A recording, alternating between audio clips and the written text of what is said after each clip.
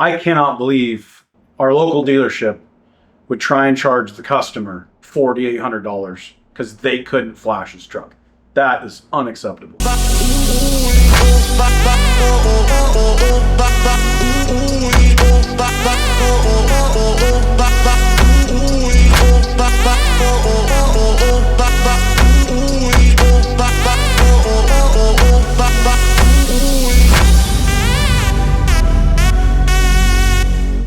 So today we have Willie's truck in here.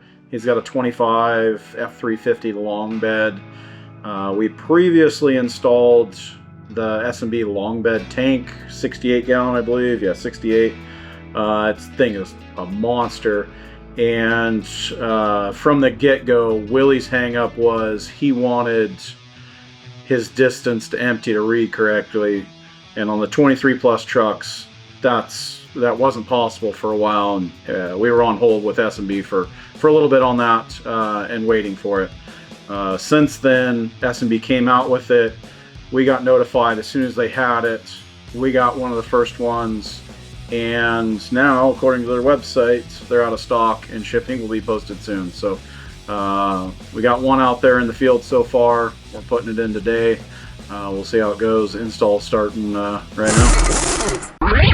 This is an update on the S&B Distance till empty module. We got the 3200 module, the first part number. So there's two different numbers out there. If you're buying them online, pay attention to which one you're getting. Apparently you can flash through the new module, you can't flash through the old one. So that brings me into a story. The first one we sold, the one that we did this video on, Willie, our customer, had his truck at Ford for an unrelated deal. So we had it in there for warranty work. We have this recall coming out for your trailer brake module. That required a flash, fixes it, whatever. He said, yeah, go ahead and knock it out. They went after trying to flash his computer. Well, they ran into issue after issue. They couldn't figure it out. They were updating their computers. They were calling tech support. They had hours and hours and hours of time into the thing. I think maybe warrantying some modules. Maybe they changed the engine. I don't really know, but they wasted a lot of time on it because you couldn't flash through the S&B module. It was creating communication error, and he couldn't, or they couldn't. They didn't know about it. They didn't know it was in there. It's kind of hidden. I don't know how you would ever know unless you told the dealer, hey, I got a module in there that might cause this. Apparently the new one doesn't cause this issue. It's the fix.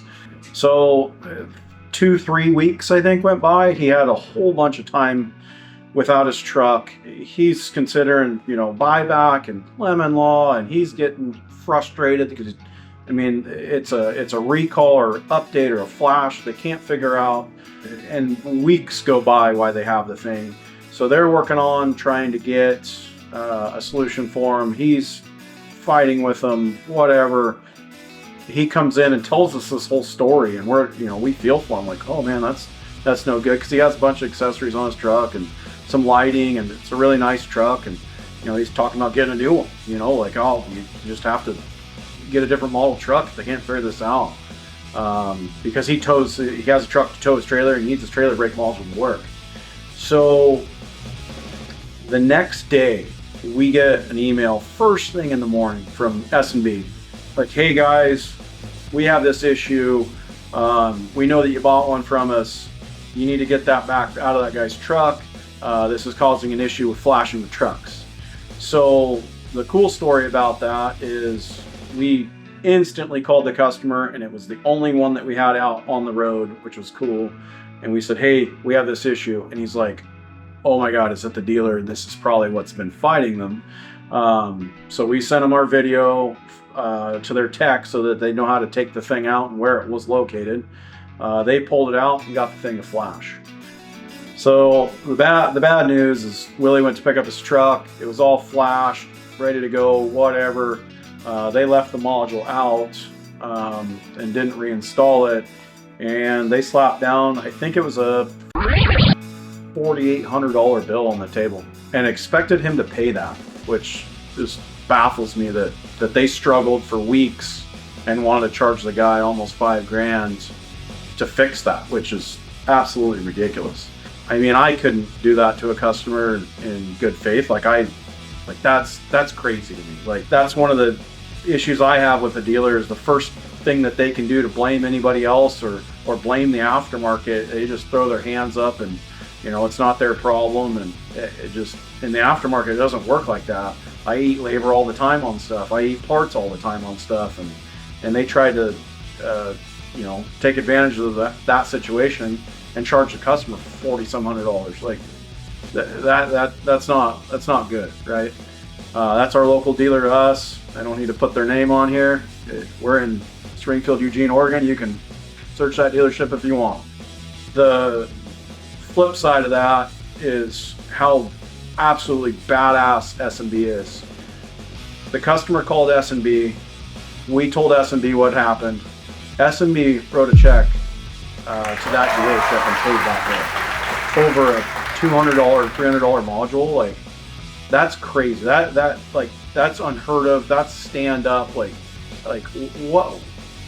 In what realm is that even happen? You know, like, I could see if something caused like an engine failure or something, and, you know, but like over a flash and like weeks of not knowing what you're doing or messing around or what, I don't know. Like I don't understand how that much money could have been paid out over a flash. But at the end of the day, the customer's happy. He now has the right module in his truck. The dealership got paid for all that, and we're good. They sent us I think a $75 gift card we gave to our customer, you know, for saying sorry, you know, take your wife out to dinner, whatever, you know, like, it is, all in all, it's a good deal at the end of the day. As you can see in this time lapse, we had to pull it back apart, replace the unit, put a new one in. Pretty simple process. Now we know what we're doing with getting the proper programming, proper securement under the dash so your tray will open if you have a console. Pretty simple, but there's time lapse. A couple things that have came up, questions, concerns, comments online, whatever. People have had kind of two separate issues. Sometimes reassembly, a little bit of a mishap. Some guys aren't plugging the start button back in. It creates a no start because it doesn't have the start button. So don't forget to plug that in when you go back together. And then the other issue is programming. People get the 60 to 68 programming fouled up.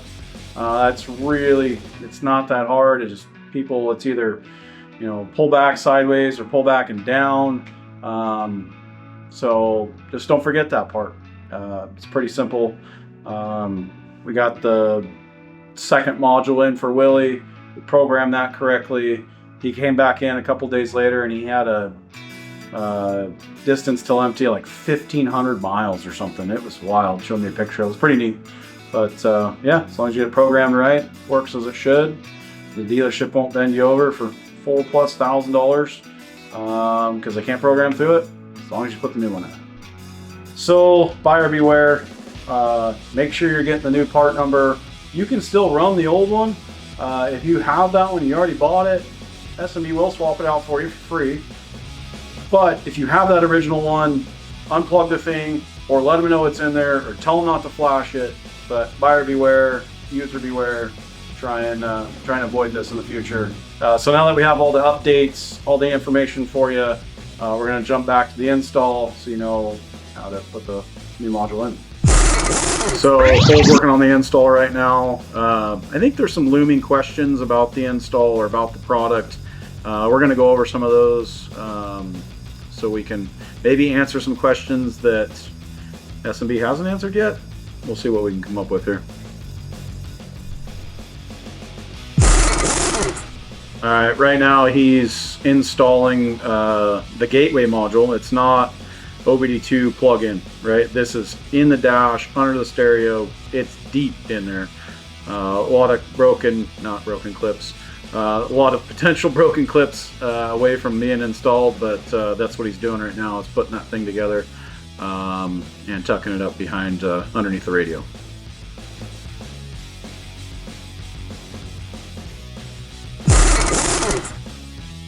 Forescan will not do this for 23 plus trucks. It will not program distance till empty correctly on 23 and newer. So you have to buy this module if you want that function to work. There's guys that have tried it. From what I hear, reading comments and reviews on it, there's some, maybe some glitches or drop into zero instances, which we've seen that with other trucks, Duramax, on the programming side. But in any case, it's not perfect. Maybe this one isn't either, but we're sure going to find out. And Willie, this customer, will be sure to let us know how it works.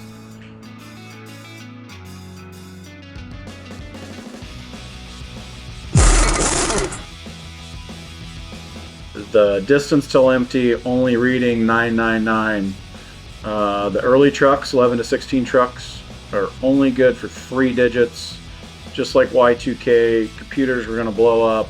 They only put 990 mile distance till empty capability. 2017 plus trucks, 17 and newer, have 4-digit capability, so you can get in over 1,000 miles of distance till empty.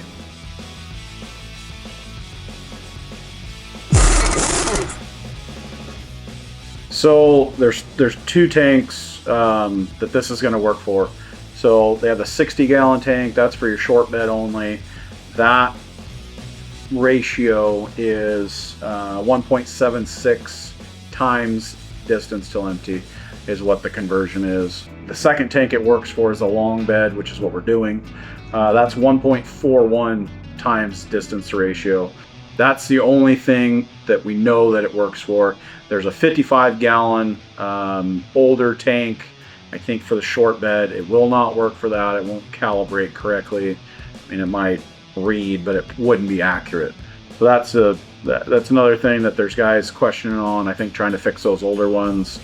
I believe you should do that with Forescan.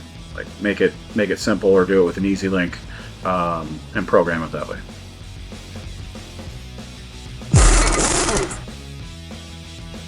Another thing that people are discouraged about, or we're hearing about, is the distance till empty on a brand new module install might not give you the instant gratification that you're looking for. 4-digit distance till empty range. What that's calibrated off is the last 500 miles of what your truck's driven. Whether that be towing, street driving, off-road, whatever that is, that's going to be what you see when you go fill this thing up for the first time, is what your last 500 miles were. Willie, the owner of this truck, he's already anticipating this issue coming up. He's not sure he can afford to fill his tank up right now. Just kidding. But he's fully aware that it might not go to 4-digit range from the get-go because of what his previous driving was.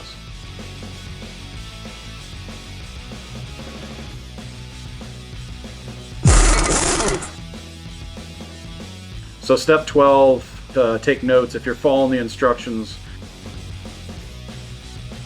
their verbiage is a little wrong. It says a T connector, maybe like a, interrupts the signal or something. That's not how it is. It's a plug-in to the gateway module and plug into the distance till empty module.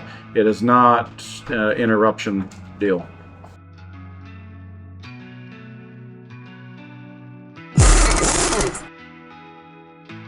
We found out the hard way that you have to mount that module in a certain place, or the slider for your cubby will hit the module and not open. So be mindful of that when you're putting that together and zip tying it in place. Make sure it's up high enough that your lower cubby hole sliding deal slides beneath that. But where they mount the module, that's the correct spot. Don't stray from that. Put it right where they say to. So the reason I would do this module and want to know the exact point where I can make it to, or close to, say I'm running to Rubicon, we're in you know, the valley in Oregon, Central Oregon, or Willamette Valley, Oregon, and say I'm going to Rubicon and I'm going through the tip of California, it would be so awesome to avoid California taxes, make it to Nevada, and hope for better fuel. I think that's the point. You can really stretch out legs of your trip. You don't have to stop as much. Really helps with the long distance stuff.